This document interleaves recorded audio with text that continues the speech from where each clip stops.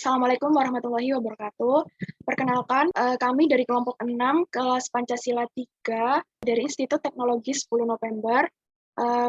Sebelumnya, terima kasih untuk Bu Deti selaku dosen pengampu mata kuliah Pancasila ini.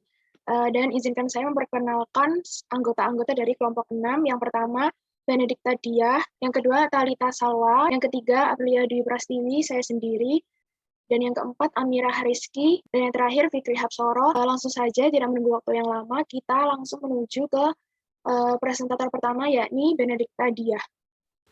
Ya, apakah peran Pancasila di Indonesia telah pudar? Dengan pilihan jawaban ya atau tidak, menurut kelompok kami, tidak semua kasus, tidak semua pertanyaan harus dihadangkan dengan jawaban ya atau tidak. Melainkan menurut kelompok kami, peran Pancasila di Indonesia belum pudar.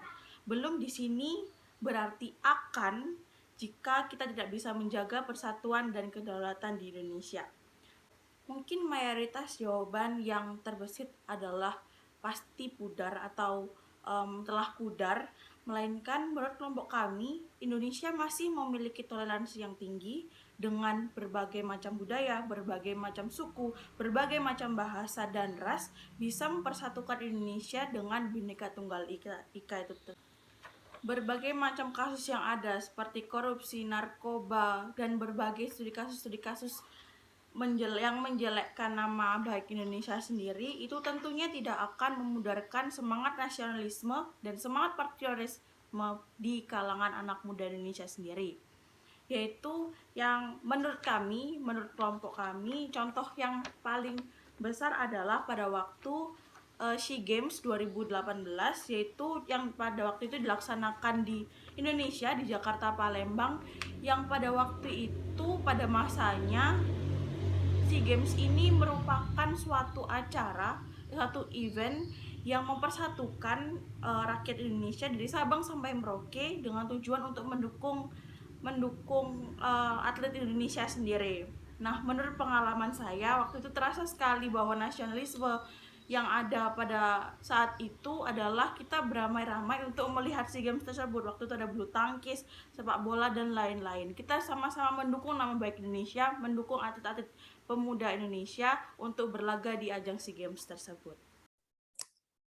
Di era milenial, tantangan terbesar adalah bagaimana Pancasila disebarkan tidak lagi dalam bentuk dogma, melainkan Pancasila sebagai ideologi membutuhkan perangkat rasionalisasi dan harus bisa diterjemahkan dalam model-model narasi yang sesuai dengan karakter utama era revolusi industri 4.0.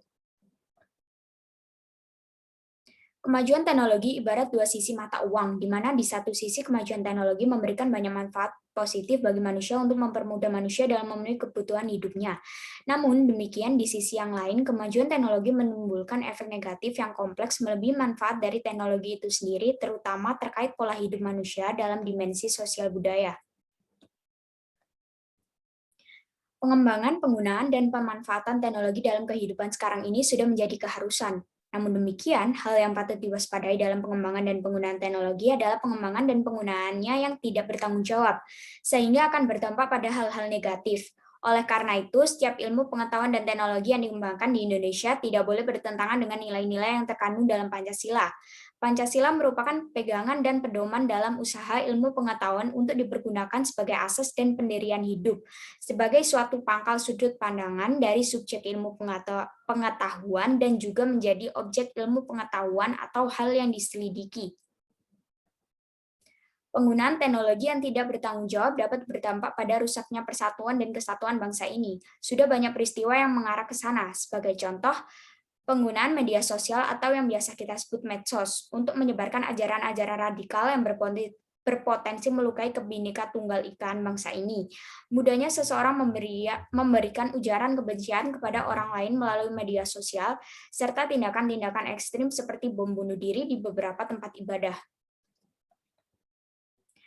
Pancasila telah dijadikan dasar nilai bagi pengembangan iptek. Demi kesejahteraan hidup masyarakat Indonesia, pengembangan iptek sebagai hasil budaya masyarakat Indonesia harus didasarkan pada nilai moral, ketuhanan, dan kemanusiaan yang adil dan beradab. Pada dasarnya, sila-sila pada Pancasila merupakan sumber nilai kerangka pikir, dan dasar moralitas bagi pengembangan iptek.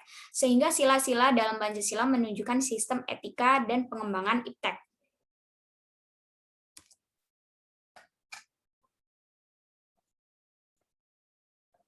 Mengenai tanggapan kritis dan seperti apa seharusnya manusia yang berpancasila itu, Pancasila hadir sebagai ruh kepribadian bangsa yang mengingatkan bahwasanya bangsa Indonesia itu tetap harus bekerja sama dan bersatu. Pandemi COVID-19 merupakan kewajiban bersama seluruh bangsa Indonesia agar kita mampu mengembalikan kondisi negara untuk menjalankan kehidupan bangsa yang saling gotong royong dan saling membantu.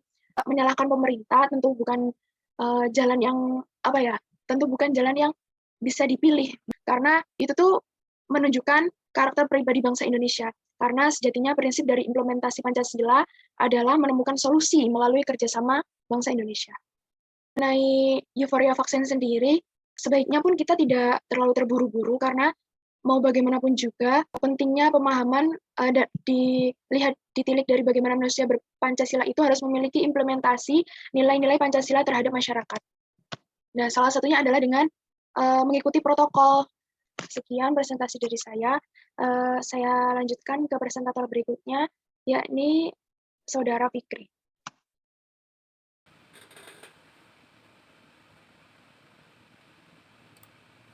Bagaimana Pancasila menjawab tantangan masa depan Indonesia dalam konteks Making Indonesia 4.0? Making Indonesia 4.0 secara singkat adalah meningkatkan industri manufaktur di berbagai sektor dan mendorong 10 prioritas nasional, di mana prioritas tersebut berfokus di ranah nasional dan internasional. Dalam menjalankan kebijakan Making Indonesia 4.0, kebijakan yang diambil perlu dilandaskan oleh Pancasila agar terarah dalam pelaksanaannya dan masih sesuai dengan ideologi. Apa gunanya identitas dalam industri regional? Selain untuk mempertahankan identitas nasional di kancah internasional, bisa juga memberikan ciri khas dalam industri negara.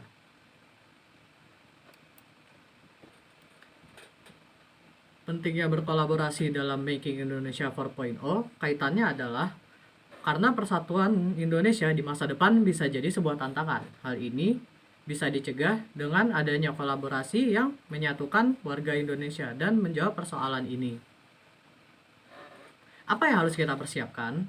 Yang terutama itu mempersiapkan integritas, identitas Pancasila dalam industri kita, di mana karena industri 4.0 bersifat global, kita akan terpapar dengan berbagai ideologi mancanegara. Tak hanya itu, peningkatan kualitas SDM dan moral masyarakat juga dibutuhkan dalam pelaksanaannya.